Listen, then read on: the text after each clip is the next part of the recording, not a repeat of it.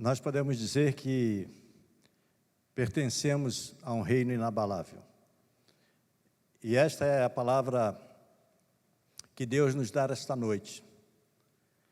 Porque o povo de Deus sempre será um povo abençoado. Não importa os acontecimentos, não importa aquilo que nós estejamos vivendo, a promessa de Deus é que nós sempre seremos abençoados porque pertencemos a um reino inabalável. E eu queria ler com você, no livro do profeta Isaías, capítulo 26, do verso 20 e 21, e em seguida vamos ler o verso 1 do capítulo 27. Diz assim: vai, povo meu, entra nos teus quartos e fecha as tuas portas sobre ti. Esconde-te só por um momento, até que passe a ira. Pois eis que o Senhor saiu do seu lugar para castigar a iniquidade dos moradores da terra. A terra descobrirá o sangue que embebeu, e já não encobrirá aqueles que foram mortos. Naquele dia o Senhor castigará com a sua dura espada, grande e forte, o dragão, serpente veloz, e o dragão, serpente sinuosa, e matará o monstro que está no mar. Quando nós olhamos esse texto, nós estamos vendo que Deus está falando de um tempo de justiça.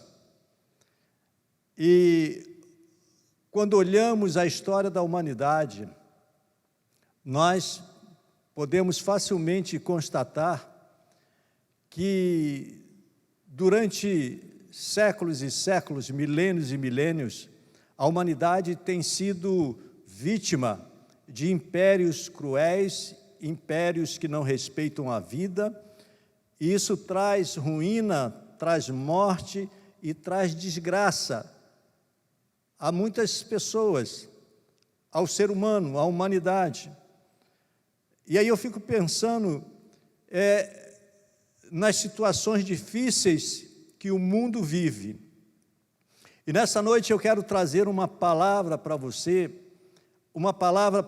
que crê em Deus, porque ainda hoje nós também somos oprimidos por impérios, por poderes que realmente têm feito o ser humano sofrer, padecer, mas aquele que crê em Deus está debaixo da direção de um reino inabalável, ele pode confiar naquele que pode trazer alento e justiça, porque Deus é um Deus de amor e também um Deus de justiça. Quando nós lemos esse texto, nós estamos lendo o profeta Isaías falando de algumas nações que viriam contra o povo de Israel, contra o povo de Deus, nações que viriam trazer sofrimento, cativeiro, morte. E sempre que olhamos a Bíblia, na sua história passada, a Bíblia, ela nos remete também uma história sequencial, porque a Bíblia é a mesma ontem, hoje e para sempre.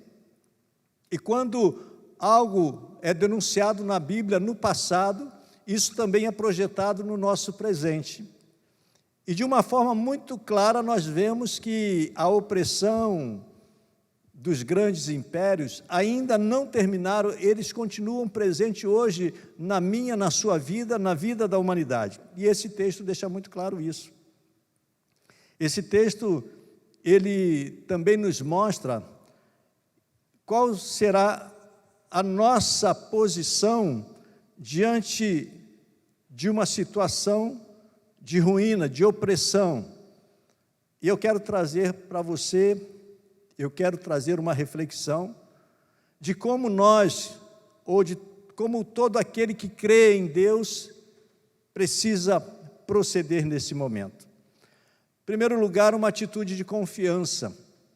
Quando nós olhamos o texto de Isaías, capítulo 26, versículo 20, nós vemos o profeta dizendo: vai, pois, povo meu, na verdade Deus falando através do profeta, entra nos teus quartos e fecha as tuas portas sobre ti, esconde-te por um momento, até que passe a ira. Meus amados, Deus está dizendo assim: olha, eu não estou alheio àquilo que está acontecendo, eu não estou alheio às injustiças, eu não estou alheio à miséria do ser humano, à opressão que ele vive. E aí ele diz, nesse texto, nesse versículo, ele nos dá alguns princípios daquilo que nós precisamos fazer a partir da nossa confiança em Deus. Atitude de confiança é saber que Deus, apesar de todo o caos, Ele está promovendo proteção para o seu povo. Que a partir de toda ameaça que o povo de Israel estava sofrendo, Deus estava promovendo promessas de livramento. E quando Deus diz: entra nos teus quartos e fecha as tuas portas sobre ti, Deus está dizendo assim: olha, no momento de opressão, no momento onde a opressão está fora de controle, aumente a sua intimidade comigo. E é interessante que o versículo usa nos teus quartos, usa o plural, porque ele está falando para um povo, ele não está falando para uma pessoa, está falando para o povo. Ou seja, no momento onde a opressão vem, a nossa atitude de confiança como povo de Deus, como igreja do Senhor, sugere que todos busquemos essa intimidade, que a igreja do Senhor busque estar inteiramente íntima com Deus para poder entender tudo o que está se passando. É interessante que o versículo diz também: até que se passe a ira de Deus, ou seja, até que Deus conclua a sua justiça. Enquanto isso, continuemos em íntima comunhão com Deus. Muitas vezes nós não entendemos muito bem, muitas vezes nós estamos vendo a opressão, estamos vendo as injustiças, isso já desde os tempos remotos, impérios se levantam, etnias inteiras são dizimadas, o ser humano se torna objeto de destruição, mas Deus está dizendo para o povo, para o seu povo: olha, eu estou atento, aguarde um pouco, continue em intimidade comigo, até que a minha ira passe, ou seja, até que a minha justiça seja concluída. Porque Deus responde ao seu povo com justiça. Hoje nós olhamos e estamos vendo, ainda hoje, muitos impérios se levantando, muitas situações que têm oprimido demais o ser humano. Vivemos num planeta onde há fartura, mas ao mesmo tempo que há fartura, há pessoas morrendo de fome. Podemos dizer que o poder econômico, ele se torna um poder cego. Deus, ele responde ao povo com justiça. E além do poder econômico, e no caso esse texto que nós estamos lendo, Deus está se referindo a alguns poderes que havia na época, como o Império Babilônico, o Império Assírio, o Império Egípcio, que eram impérios que oprimiam demais o povo de Israel. Mas ele, no versículo 21, diz assim: pois eis que o Senhor sai ao seu encontro para castigar a iniquidade dos moradores da terra. A terra descobrirá o sangue que embebeu e já não encobrirá aqueles que foram mortos. O que Deus está dizendo? Que todo crime, que toda morte, que tudo aquilo que está oculto, é o que esse texto está falando, vai vir à tona, vai se tornar claro que a justiça será feita. É interessante que ele diz que ele sai do seu lugar, Deus, ele sai do seu lugar, do seu trono, para castigar a iniquidade, ou seja, para julgar a iniquidade dos moradores da terra. E diz que a terra descobrirá o sangue que embebeu, ou seja, tudo aquilo que está em oculto, toda morte, toda intenção oculta vai vir à tona. E diz assim, já não encobrirá aqueles que foram mortos. Todo crime contra os seres humanos não ficarão ocultos diante de Deus. Guarde isso. Nenhum crime cometido contra os seres humanos ficará oculto a Deus. Deus provará a sua justiça e tudo que está oculto virá à tona. É exatamente esse contexto de Isaías capítulo 26, versículo 20 e 21. É lógico que nós estamos falando de um tempo onde impérios estavam se levantando contra o povo de Israel, mas o princípio da justiça de Deus, ele é o mesmo ontem e hoje também. E da mesma forma que impérios se levantavam contra o povo de Israel, hoje, grandes impérios continuam se levantando contra todo aquele que crê no Senhor, contra todo aquele que crê e faz parte da igreja do Senhor Jesus na face da terra. É interessante que esse texto diz que o juízo de Deus ferirá os impérios mundiais. Às vezes o homem acha que ele tem muito poder, não tem nada, o homem é pó. É só nós olharmos um pouco da história recente,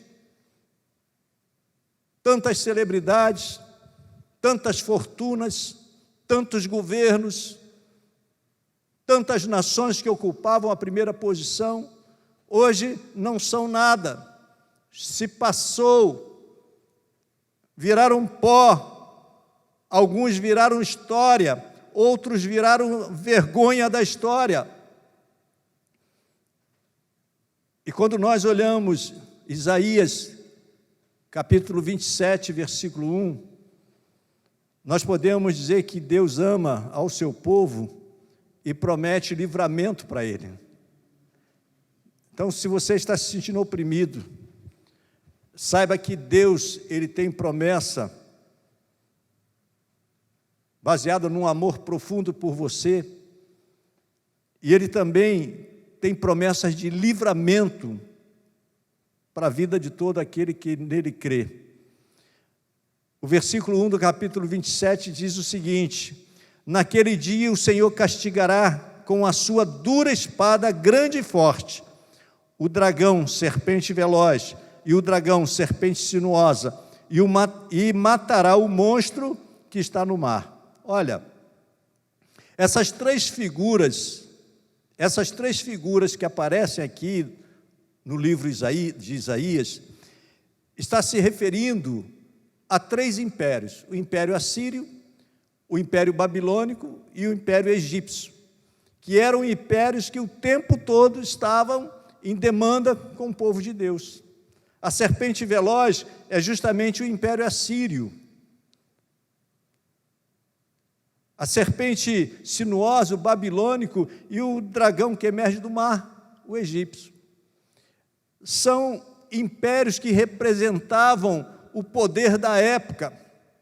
São três monstros simbólicos que representam impérios de poder. Hoje, por exemplo, se nós fôssemos pontuar impérios que estão dominando a terra, impérios que estão, mesmo em nome do bem-estar do ser humano, estão trazendo miséria, estão trazendo escravidão, estão trazendo dissensão, estão trazendo morte. Quantos?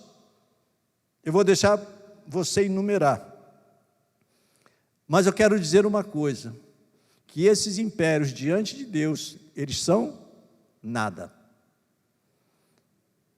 Quando Deus diz, no versículo 1 do capítulo 27 de Isaías, que castigará com sua dura espada grande e forte, Deus está dizendo que Ele é maior, o reino de Deus é maior e muito soberano, muito mais soberano do que qualquer outro tipo de império. Qualquer império baseado no homem é pura vaidade. Vaidade. Pura vaidade. Os impérios do mundo passam, meu querido.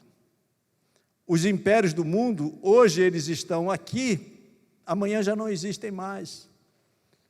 Os impérios ou as grandes potências, hoje existem, amanhã já não existem mais.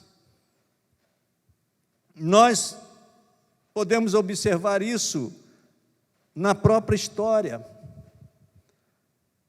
A Bíblia narra a história de alguns impérios e de grandes imperadores. O problema do império é que por trás de um império tem um imperador. E todo imperador, normalmente ele é tirano. Todo imperador, ele olha apenas para si. Ele olha apenas para suas vaidades. E todo imperador tiraniza o povo. Esse é o problema. E no livro de Daniel, conta a história de um imperador que se chamava Nabucodonosor, um rei que imperava e dominava tudo. E é interessante que ele uma vez teve um sonho. Ele teve um sonho onde ele viu uma estátua. E ele chamando os sábios, e acabou chamando Daniel para que ele interpretasse esse sonho. E diz que a estátua tinha cabeça de ouro, peito e braços de prata, ventre e coxas de bronze, pernas de ferro e os pés e os dedos dos pés, ferro misturado com barro. E Daniel, ele interpreta o sonho de Nabucodonosor, rei imperador da Babilônia, e diz que essa estátua representava 4 potências. A cabeça de ouro, a Babilônia, porque afinal de contas ele tinha sido o melhor rei, e ele ficou todo cheio com isso. Depois, o peitoril e os braços de prata representavam o Império Medo-Persa, foi outro império poderoso. Depois, o ventre e as coxas de bronze, o Império Grego.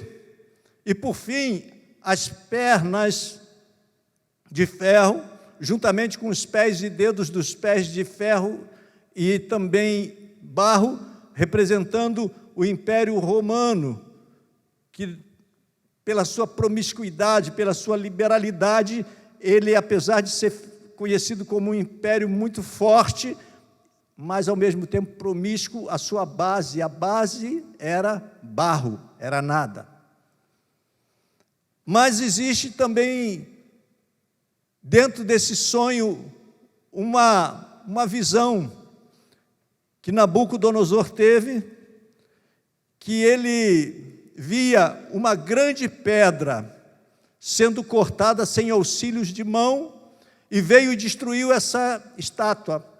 E ele queria a interpretação de sonho, e o profeta Daniel deu, mas nós vamos dar essa interpretação no final dessa palavra.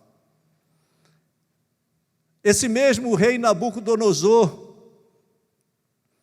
ele, no capítulo 3, ele faz uma estátua de ouro e pede para que Sadraque, Mesaque e Abidnego se prostrasse diante da estátua, o que não aconteceu. E aí, eu creio que com essa vaidade toda, na verdade foi no capítulo 3 mesmo, com essa vaidade toda, ele acabou querendo ser como Deus. E é interessante que no capítulo 4, Deus manda avisar que ele seria como um animal, ficaria louco. E foi exatamente isso que aconteceu. Ele ficou louco, ele ficou pastando junto com os animais, até reconhecer que Deus era o Senhor da vida dele. Porque Nabucodonosor, cheio de vaidade, ele viu essa interpretação do sonho de Daniel, no capítulo 2. No 3, ele manda fazer uma estátua, tanto é que os amigos de Daniel não quiseram se curvar a essa estátua, e aí ele manda jogar na fornalha de fogo ardente, porque como nós falamos, todo imperador é tirano, ele não tem amor pela vida do próximo, não fez o que ele quer, é fogueira, é forca, é morte, é opressão. E é interessante que depois disso ele tem uma visão, novamente ele pede a Daniel e ele se transforma como alguém que vai comer capim e fica como um bicho, porque ele quis ser como Deus. É interessante que quando ele reconhece que Deus é o Senhor sobre a vida dele, ele recobra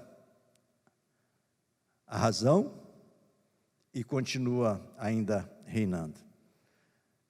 Eu estou citando alguns exemplos para nós vermos o quanto frágil são aqueles que se acham como deuses. Em Atos 12, também 21 ao 24, tem a história de Herodes, que quis ser como Deus. As pessoas, vendo ele vestido com veste real, o povo clamava em voz alta, é um Deus, e ele ficou vaidoso. Mas na mesma hora um anjo feriu ele e ele morreu comido pelos vermes. Então, o que eu quero dizer com isso? O homem, não importa o poder que ele tem, não importa ser imperador, ele é nada diante de Deus, ele é pó. E essa palavra que seja uma palavra profética para o mundo inteiro. Aqueles que estão em posição de governo, estão oprimindo o povo, arrependa-se. Arrependa-se. Reconheça Deus como o Senhor. E aí quando nós olhamos e falamos que Deus, Ele é o rei de um reino que permanece para sempre, Ele é um Deus que tem todo o poder em sua mão. Aí nós vamos voltar à questão da pedra. Lembra que eu falei que eu ia falar no final? O versículo 1 do capítulo 27 de Isaías, lendo novamente, diz assim: naquele dia o Senhor castigará com a sua dura espada, grande e forte, o dragão, serpente veloz, e o dragão, serpente sinuosa, e matará o monstro que está no mar. Ou seja, que o reino de Deus, a justiça de Deus, ela não passa impune, e essa justiça é o reino de Deus que permanece para sempre, e Ele está sempre revelando as iniquidades dos reinos que vieram e estão aí para oprimir o ser humano. Quando a gente vai lá no original do hebraico, para a palavra espada, nós vamos ver que uma das interpretações, ou seja, uma das traduções possíveis, é ferramenta de cortar pedra. Olha que interessante. E a gente sabe que espada também tem a sua correspondência simbólica na palavra de Deus. Mas diz que Nabucodonosor, quando viu a visão da estátua, ela viu uma grande pedra sendo cortada sem auxílio de mão de ninguém. Estava sendo cortada pela espada de Deus. E diz que essa pedra veio e essa pedra esmiuçou a estátua. Esmiuçou a estátua que tinha a cabeça de ouro, o peitoril e os braços de prata, o ventre e a coxa de bronze, os pés de ferro e as pernas de ferro e os pés de ferro e barro. Esmiuçou. Sabe o que isso significa? Que esta pedra é Jesus Cristo, porque Jesus é conhecido como a pedra angular, e Ele inaugura o reino de Deus, e o reino de Deus, Ele é inabalável. Os reinos passam, os seus imperadores morrem, as injustiças estão sendo reveladas, a igreja muitas vezes perseguida, mas a igreja continua, enquanto que os reinos eles vão sucumbindo à sua própria arrogância, ao seu próprio pecado. Meus amados, Jesus Cristo é a pedra cortada pela espada de Deus. E Ele inaugura o reino eterno e superior a todos os impérios. Nós temos visto, durante a história, muitos impérios se levantando, tentando destruir a igreja de Cristo. Eles ficaram pelo caminho e a igreja continua. E eu profeticamente quero dizer para você, não fique angustiado com tudo que nós temos visto. Simplesmente confiemos em Deus.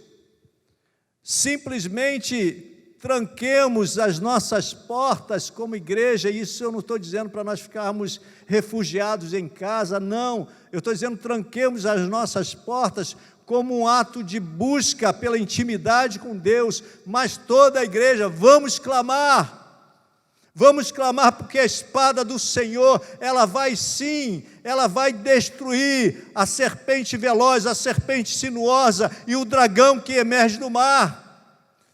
A justiça de Deus vai ser feita e realizada em todo o império de morte. Jesus, Ele é a pedra angular. Ele é a pedra onde a sua igreja foi construída. É a pedra que esmiuça todo e qualquer reino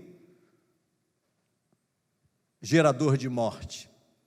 Jesus é amor, Jesus é justiça, Jesus é paz, Jesus é perdão, Jesus é salvação. Por isso que nesta noite eu quero fazer um apelo muito objetivo. O meu apelo é para aqueles que são imperadores, governadores, líderes, que têm poder econômico, político, de comunicação. Olhe para aquilo que você está fazendo, olhe para as suas ações. A justiça de Deus vai revelar tudo aquilo que está oculto. E da mesma forma que Nabucodonosor, ele se arrependeu e reconheceu em Deus o Senhor de todas as coisas e foi restaurado. Arrependa-te.